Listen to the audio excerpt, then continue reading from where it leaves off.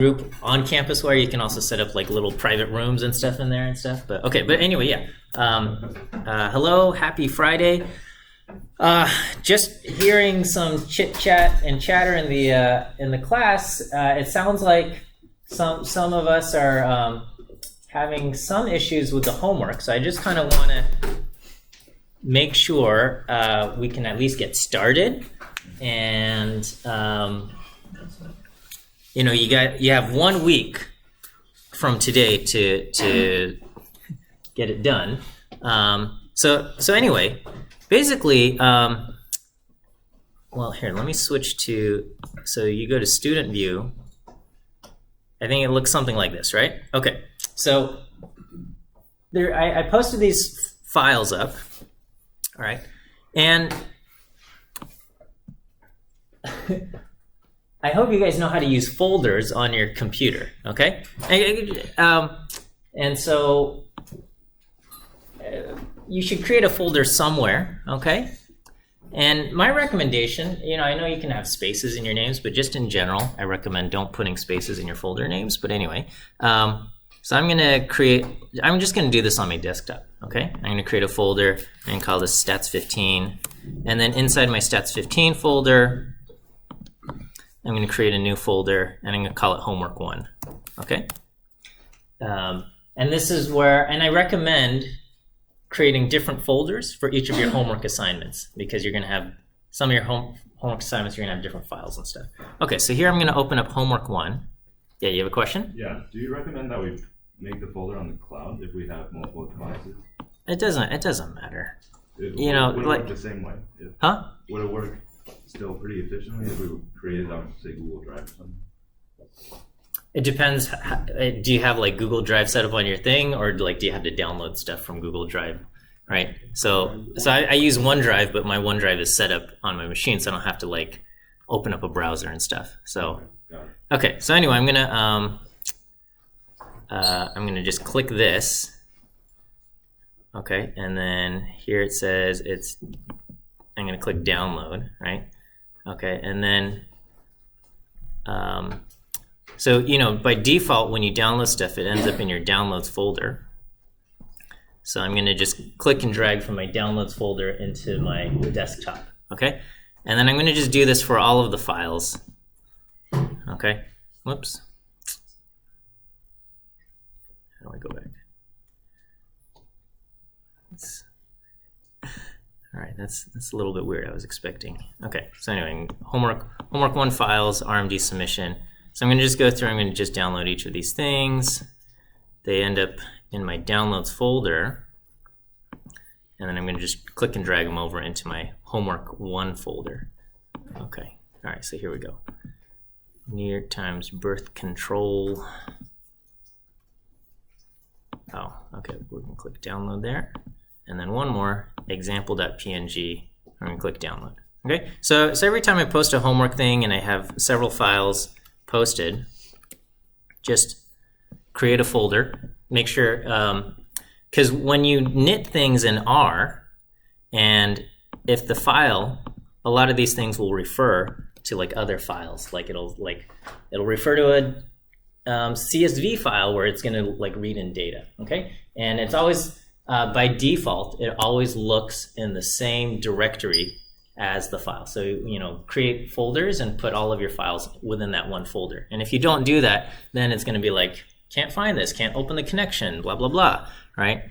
So here I have homework 1. I've got all of my stuff here. Okay, I've got the instructions, and this is like, I'm trying to be all happy. Welcome. All right. Oh, and I wrote CCLE instead of Canvas, but anyway, yeah, I think I posted a couple videos on downloading, installing R, downloading, installing RStudio, and then installing Tiny Tech on your computer. And I hope you were able to kind of follow these and get these working. All right.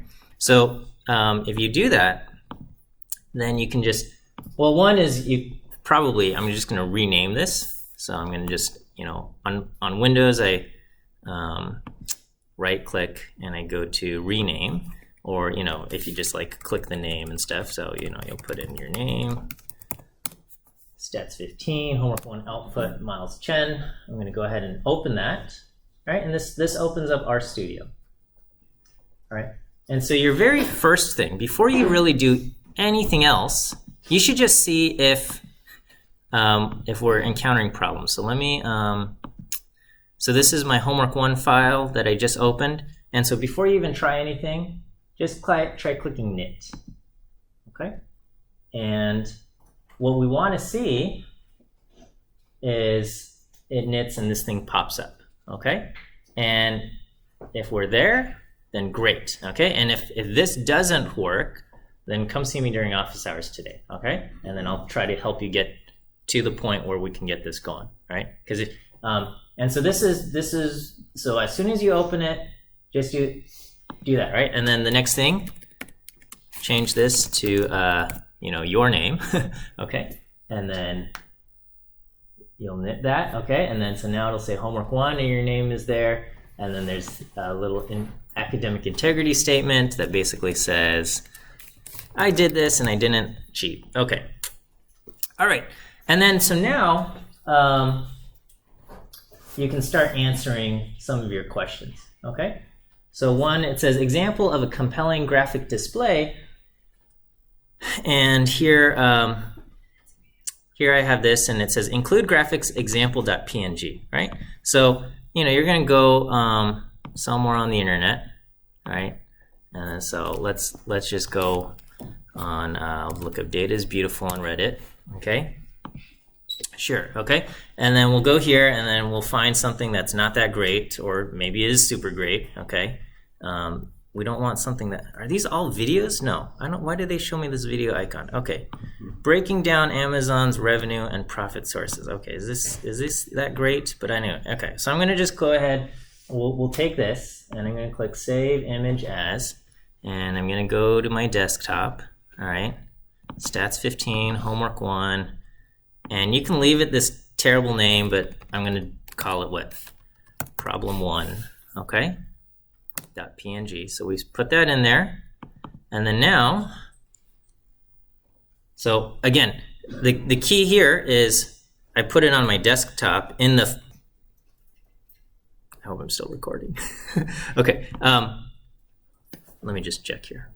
Record. Okay, so anyway, so I put that whatever Amazon thing, okay, into the folder here, okay? And again, if you don't put it in the right folder, it's gonna give you problems and say, I can't find it, okay?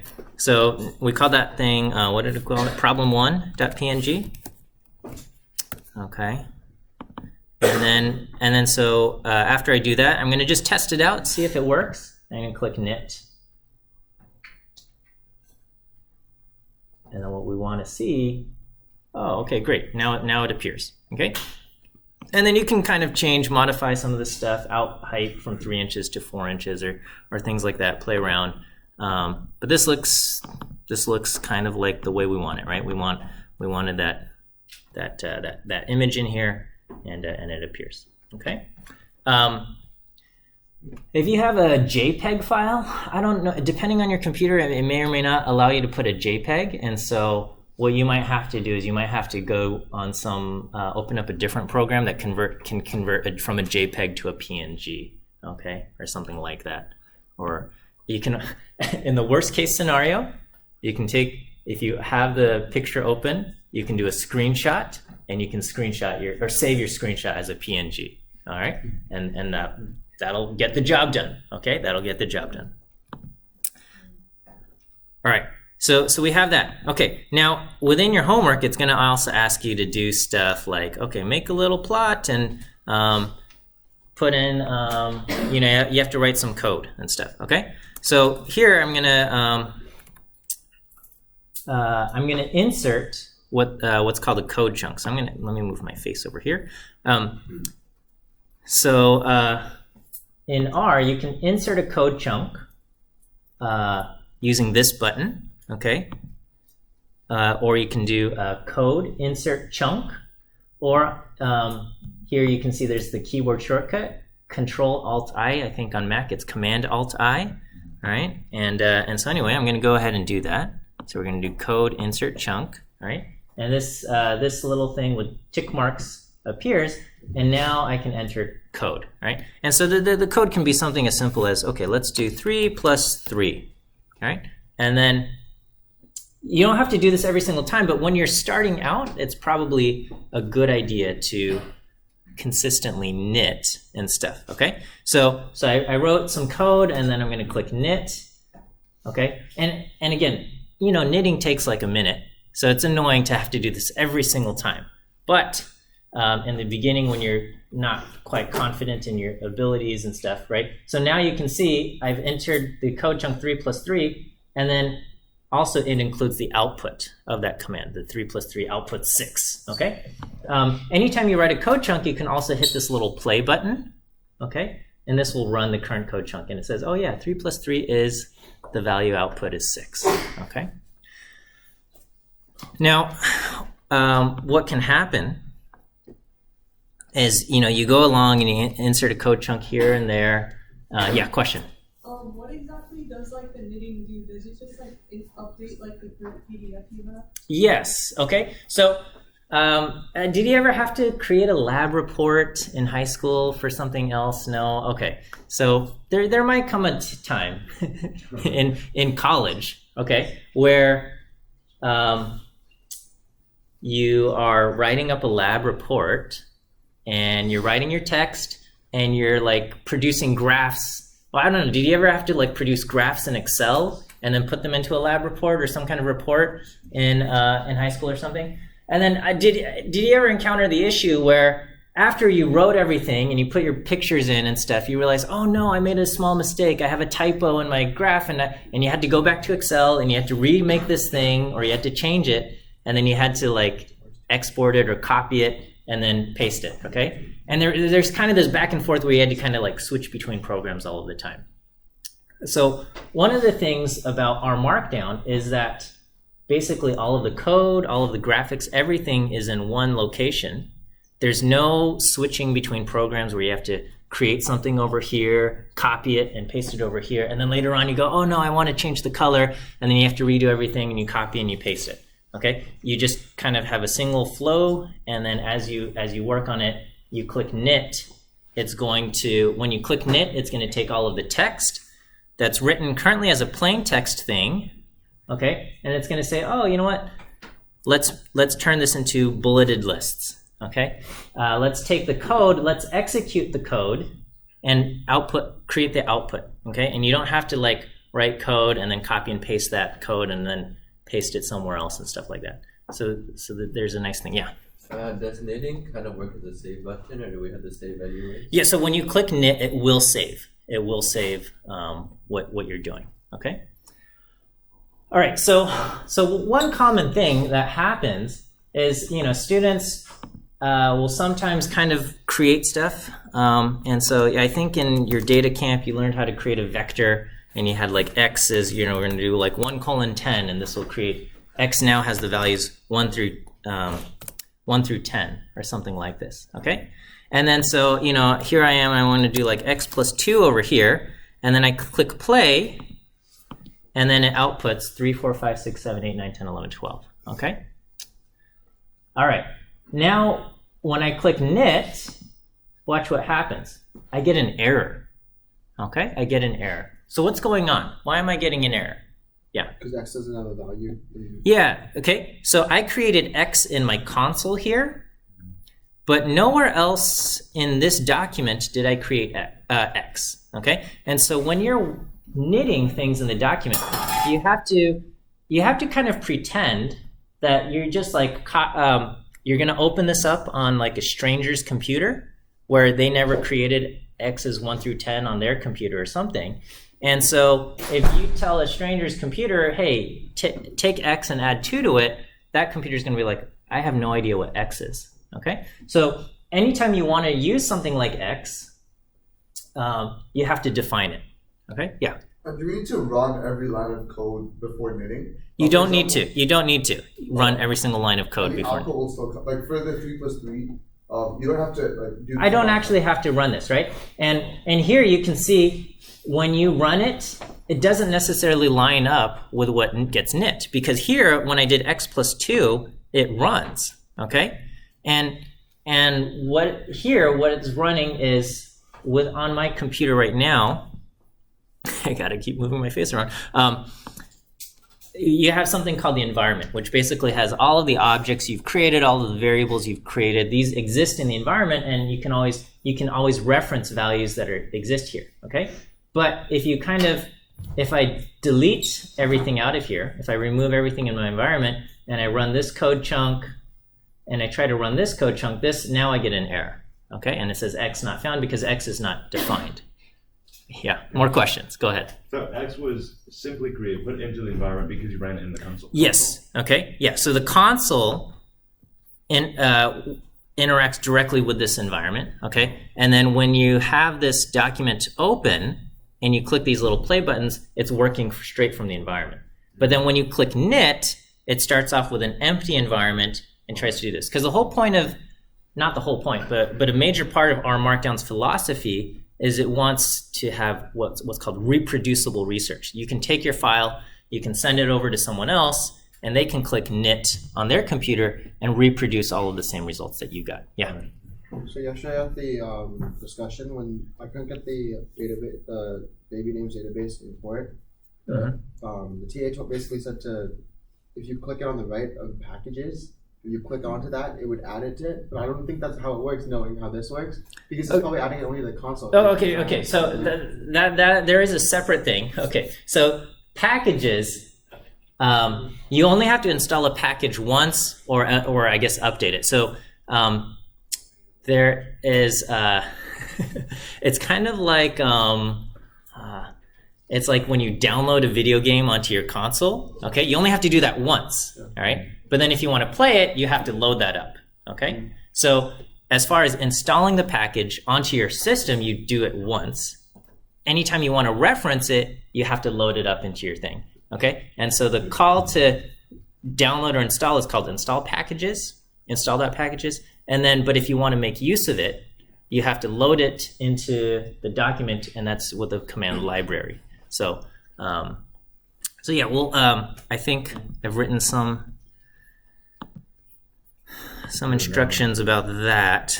Which folder? Okay, so library baby names. Okay, so you can see, do I have baby names installed on my computer? And if you don't, then you probably have to do install.packages and type in baby names. Okay, or yeah, you can go over to the packages place and you can click install, and then you can search for the package baby names. Okay, and then you click install. And you only have to do this one time. If you install it twice, would there be it's not a big deal, right? It's like, it doesn't take up additional space, okay? But, it's just a waste of 15 seconds here, okay? Yeah. So how does that affect the reproducibility if someone else were to try and run the doc? So it doesn't, because within your thing, you're going to call library, okay? You're going to call library baby names, okay? And when you call library baby names, if you send this over to someone else and it says library baby names, so the libraries are all like kind of public. And so basically you're saying, okay, if you want to run this, you got to load up this thing, all right? And so they will have to install that package if they don't have it already installed. But when they do it, they're going to get the exact same contents that you have. So that it's kind of like a shared thing. So it's kind of like, oh, I'm going to tell you some stuff, but before you do, you have to watch this movie, and then okay. And once you do that, then we can start talking, and you can reproduce that stuff as long as you kind of loaded up that thing. Okay. So here I've got library baby names, and if you want to make use of it in your thing, you gotta call library baby names, and then we can do data parentheses baby names to load it up. And then if we want to do, we can print, or I'll do head baby names, okay? And so this will, when I click play here, it loads the library, it loads up the data, and then here head prints out by default the first 6 rows, okay? And if you want more, you can always do head comma like 10 or something, okay? And this will do the first 10 rows or whatever. Okay, so So we have this, all right? And I guess I'll have to talk a little bit more about filtering and all of that maybe on Monday. But we have this. Okay, so now I want to give you just a very important tip, right? Because I imagine you will encounter issues. Things will not go without error as you code, right? You will encounter errors, and errors are not bad things. These are just things that happen, but they do need to be corrected, okay? So let's say I do something, right? So and I reference x plus 2 here, and I try clicking knit, okay? And then I get this error message, right? So first of all, the error messages will say says line 73, object X not found, and so sometimes that's enough to help you figure out what went wrong, okay? But if you still can't figure out what went wrong, okay, then what I recommend you do, okay, is just create a new kind of R Markdown thing, right? And I'm going to just kind of delete everything else over here. And then you can go through and you can just like remove parts of your document, okay? You remove parts of your document. So here I removed parts 5 and 6.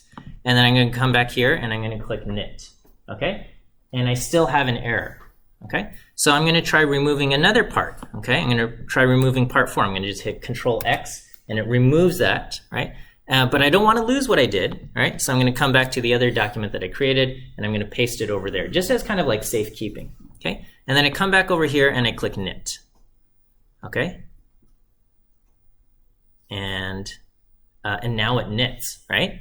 And so this is a clear indicator that the part where the problem exists is in this last part that I removed, right? And you can kind of verify and you can say, okay, well, I just removed that part. Let me put this part back in, okay? And then I try to knit, I encounter the error, right? And so just knowing where your problem exists solves a huge part, because a lot of times you're like working on stuff and then you encounter an error and you're like, I don't even know what's going on. I don't know where to look. And so by kind of just methodically saying, okay, I'm going to remove everything except this first chunk. Okay, this part works. Okay, I'm going to add one chunk. Okay, it works. I'm going to add another chunk. Oh, now it stopped working. Okay, and you can kind of go back and forth, and if you got like too many chunks, you can do like, the first 10. And then if that works, then great. But if like the first 10 doesn't work, then you try like the first 5 or the first 6, or and you kind of go back and forth until you can find the one chunk where it's wrong, and then you can kind of look at it and study it, and maybe you can figure it out. Maybe you're still stuck and you can't figure this out, but at least you can say, okay, I've isolated the problem to this one location. Yeah. Does it like read the document like top down? Like if we it reads top down. It reads top down. Print debug by like just like putting a print statement at the end of it. You can, yeah. So like if you've done coding in the past, like one of the things is like console.log or print and things like that, and that's totally fine. You can fill your whole thing up with print statements so you can kind of see the value of all of these things, and then later on you can delete them, right? But that's just kind of a little bit of some ideas. And so anyway, I want to make sure, so I don't know if you have class immediately after this, but if you don't, try loading up at least downloading the homework 1 files and try to just knit the homework 1 file. And if you can do it, then great, you can get started. And if you can't, then come see me in office hours and I'll try to help you through it. Okay? Yeah.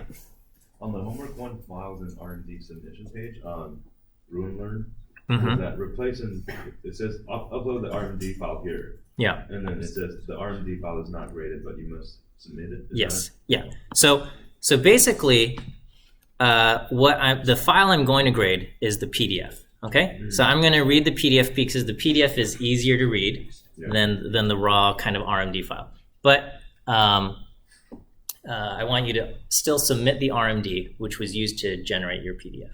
Right. Okay. Oh, okay. So you'll submit the PDF. I think on Canvas there's a link for grade scope. Oh, I got to fix this. This is 0 points. It's going to be 100 points. Okay. So I got to fix that. But you're going to click this button, and it loads up. Grade scope. Yeah. It takes you to grade scope. Oh, okay, but well, for me, it's expecting a student, but my account is a teacher account, so that's why it's erroring out. But for you, it should load up, and then you just upload your PDF to grade. To Gradescope, you upload the PDF, and then so there's two things. Yeah. This one says RMD submission. This one says PDF submission. This one you upload the PDF. Over here, you upload the RMD. Okay. And then when you upload the PDF to Gradescope, it's going to ask you to tag your pages on the PDF. Okay. So it's going to be like, basically, it's going to ask what page is problem 1 on, what page is problem 2 on, what page is problem 3 on, and that helps out the grader because the grader is going to grade all of problem 1 first, and then the grader does all of problem 2. Right? Because otherwise you have to think like, what was the answer to problem 1? What was the answer to problem 2? And what was the answer to problem 3? But by focusing, just say, okay, just grade problem 1, you don't have to keep switching. So the grader just does all of problem 1 first, then does all of problem 2. Mm-hmm. And so you need to, on Gradescope, you say problem 1 is on this page. Okay? And sometimes your problems will span multiple pages. Okay? So you'll say problem 1 was on page 1 and 2. And then you'll say problem 2 was on page 2. And problem 3 was on pages 2, 3, and 4.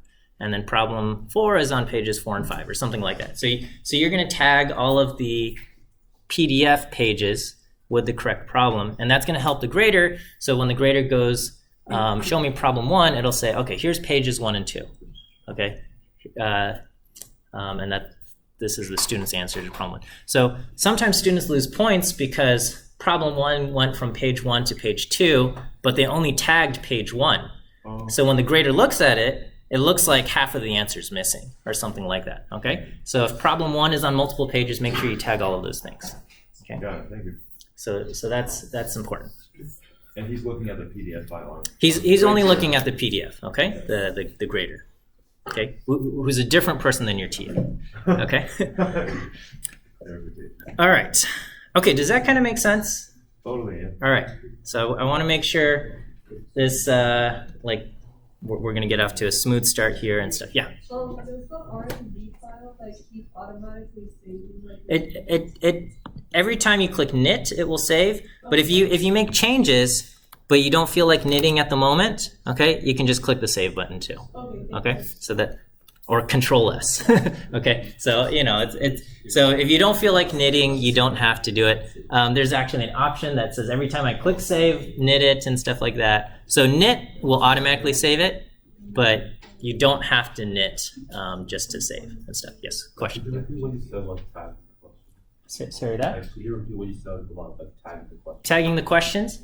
So when you submit your PDF on Gradescope, it's gonna say what page has problem 1 and what page has problem 2.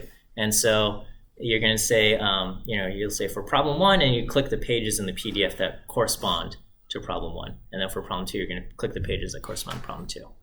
Okay, and just make sure you do all of the pages correctly. Okay, an important thing, read through the PDF before you upload it to Gradescope. Okay, and I put this in the syllabus because this is it's frequent. It sometimes becomes an issue.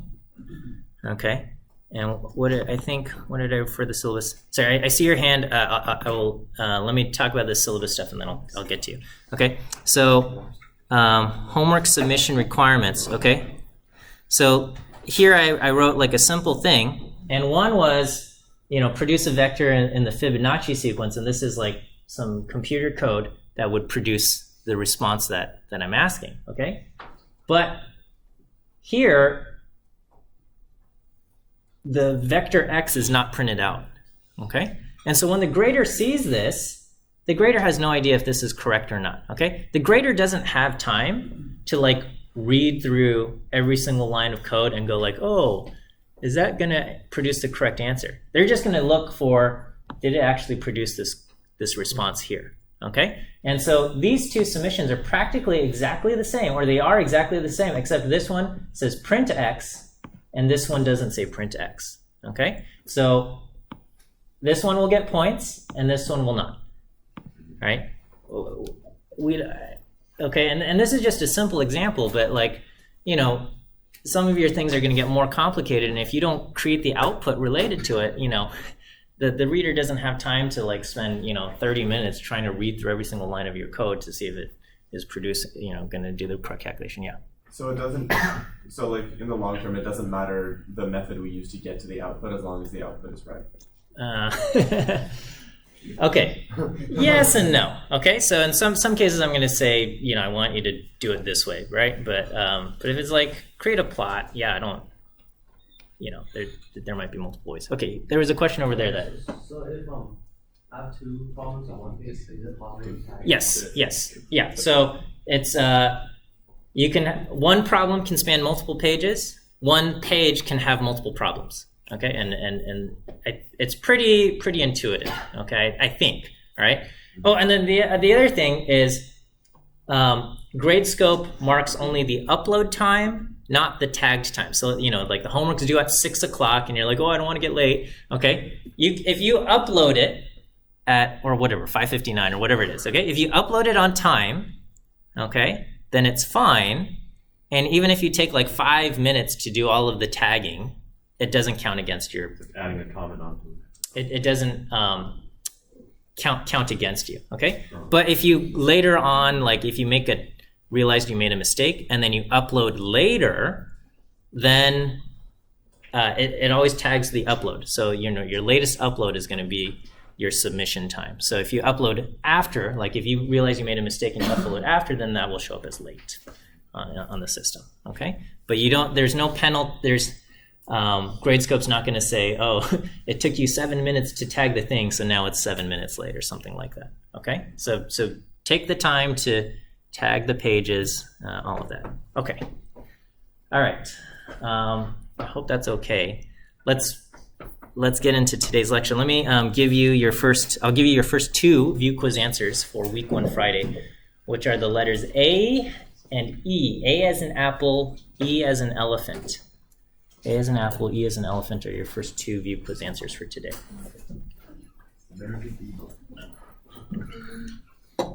Okay. A and E. All right.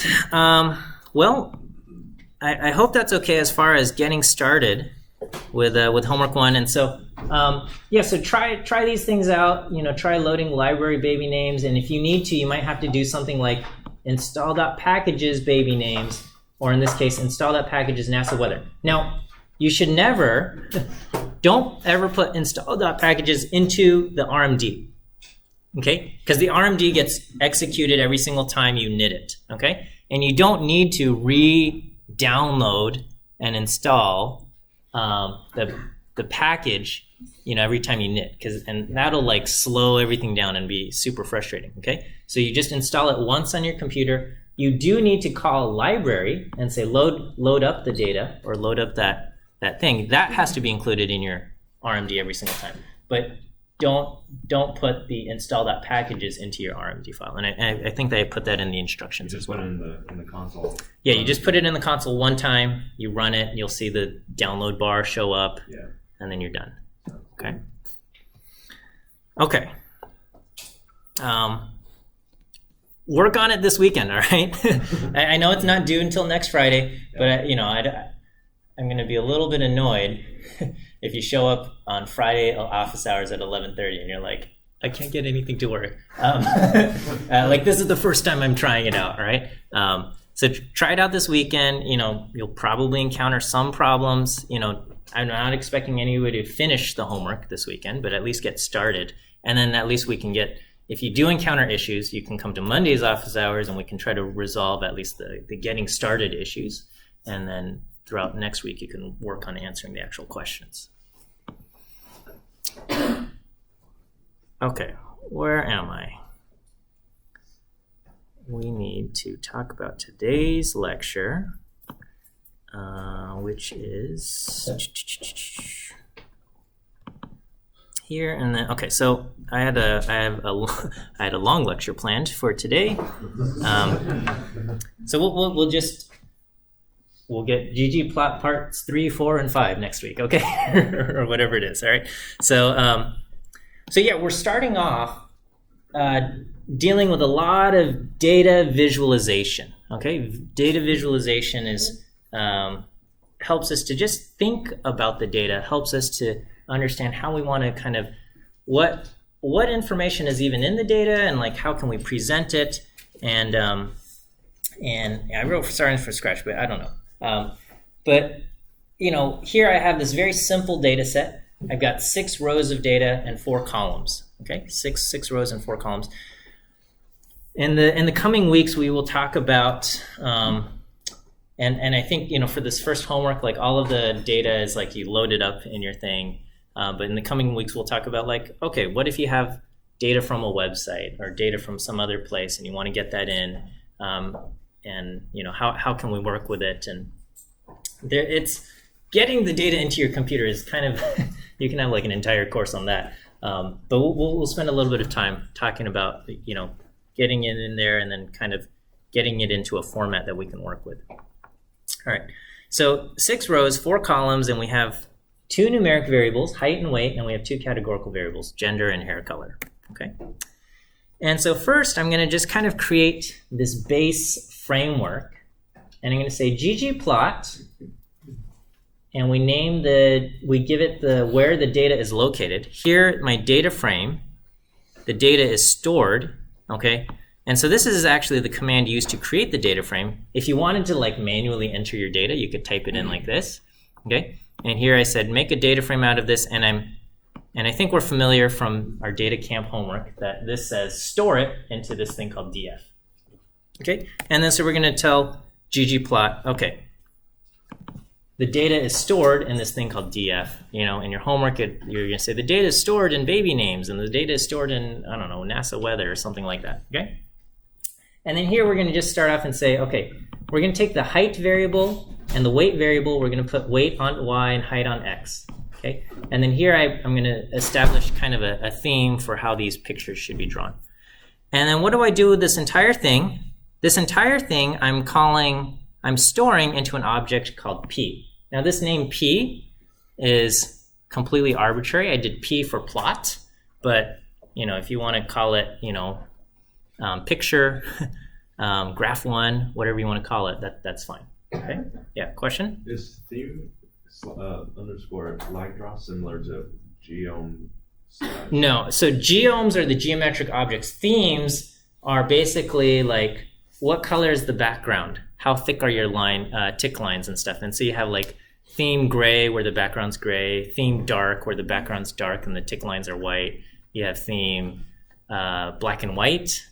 And then theme line draw is like theme black and white where the background is white, but they make all the lines thick, which I do in this class because our projector is like too bright, and if I didn't do line draw, like you wouldn't be able to see the tick lines. I see. Okay, so here this is what happens when I print out this object, and there's like no data. There's no data on here, and that's because here I didn't create any geometric objects, but I said establish a frame. Okay, establish a framework. All right, and that's all we've done here. We have a starting framework. We're going to say establish a framework, and then and now I'm going to take P, all right, which is already the framework, and I'm going to just say add. So I'm going to say take the framework we've established P, and now just add points, geom points. Okay, and so it adds 1 point for each data point that we have, and so I get a total of 6 points on my graphic. So that's plus geom point. Okay, so here I have kind of my command. I guess I thought I left it off, but this thing, like, you know, I have the P. I created the framework here, and then I added the points down here. And that's fine. You don't have to do everything in one line. It can be broken up across things, and you can see that, you know, we add this stuff together, right? So we add a theme, add the points, add the geometric objects. I want to show you the difference between an aesthetic mapping and a setting. Okay, and for both of these things, we're going to change the color of my points. Because right now, I just have two variables, height and weight. Oh, I guess the side note I did right here, but I guess I formatted it incorrectly. Oh, by the way, all of these slides that I'm presenting to you, they're all written in R Markdown files. So it's not PowerPoint or anything. I just I use R Markdown for all of these things, and this is where it is. I didn't create a note here, so I'm going to go ahead and I'm going to let me knit this. Okay, so all of my slides are produced in on R Markdown. Well, again, if I wanted to do this in PowerPoint is able to create plots, but I want to show you, teach you how to do R, right? And so I would have to copy and paste stuff back and forth between R and PowerPoint, and that would be just frustrating. So I practice what I preach in that, this is a way to kind of incorporate the code and the output in different ways, right? Here you guys are creating documents, and here I'm making presentations. Okay, so this is what I wanted to say. So on one of the lines I had ggplot plus theme line draw, stored it into P, and I'm doing P plus geopoint. Okay, and this got, I'm gonna fix this.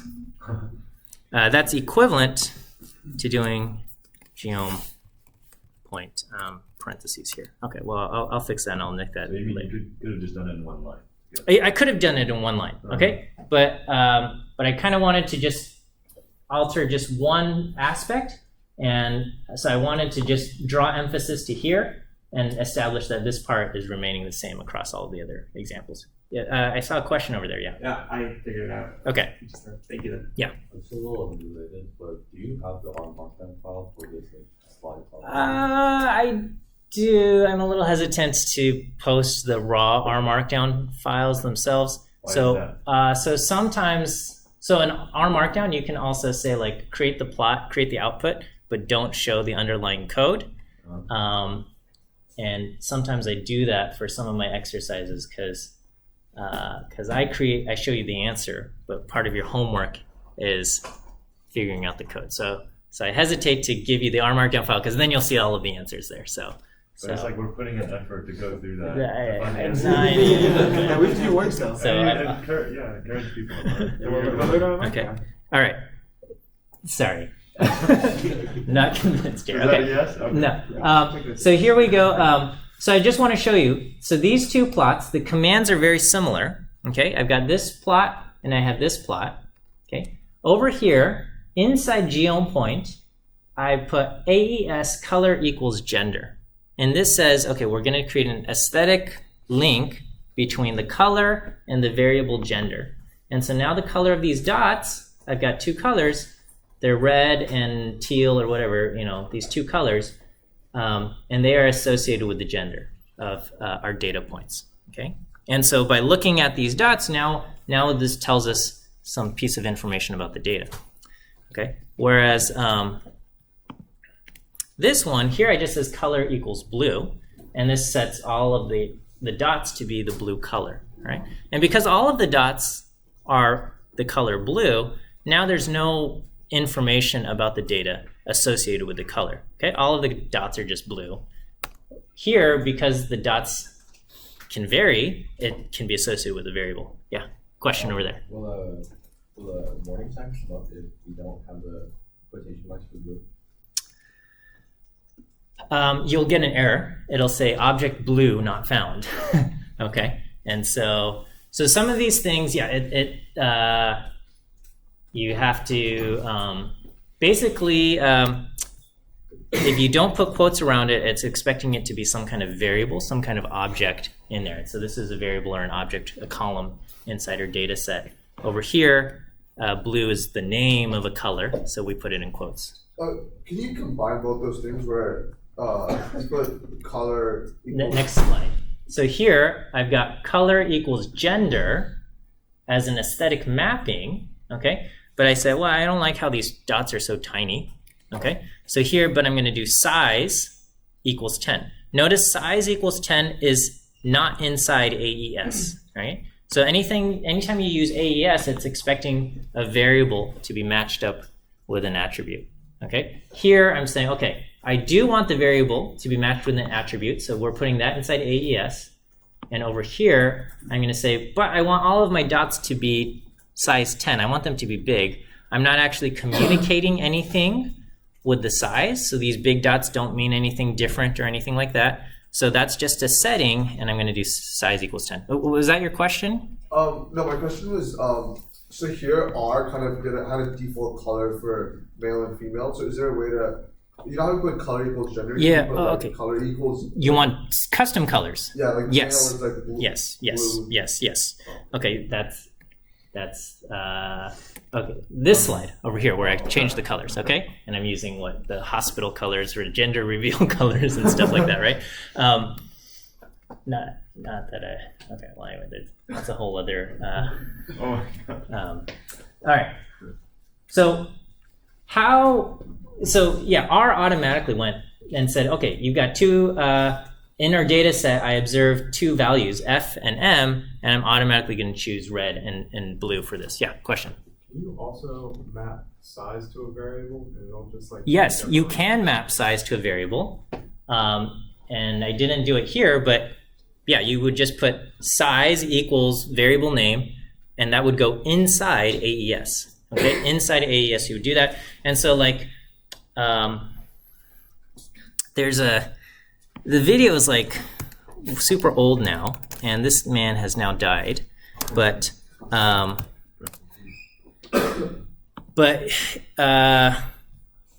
this video is, what is it, 16 years ago. Okay, but there's some beautiful graphics in here where the size of the, okay, so here you see these circles. The circles are the size, the population of the country. Okay, and so I don't think he used ggplot, but a lot of kind of the similar philosophies apply here. The color corresponds to the continent, I think, and so I don't even know. Like one of these is like, I don't remember. Certain colors like Asia, and other colors like Africa, and other colors like Europe, and stuff like that. And then the size is the population, and you have different numeric values being plotted and stuff. Okay, so yes, you can map size to a variable. All right. So the scale is, okay, how should we plot these things? So one thing I think familiar with scale is like, okay, I would just want to change my x-axis. Instead of going from, I think the default was going from around 60 to 72, which spans kind of the data that I have, you can say, well, I want to go from 60 to 100, and you can say the limits, right? So here, the command is scale x continuous, and you're like, how was I supposed to know that? Okay, well, this is why we have the internet, all right? And we go, so you can just go to ggplot. What is that? All right, I didn't know we had shoes. Okay, Gucci. All right, so you go to ggplot, and you can go to reference, and there's all kinds of stuff. These are the different geometric objects. We're just looking at geom point right now, but there's all sorts of different geometric objects. And then there is aesthetics, and then there are scales.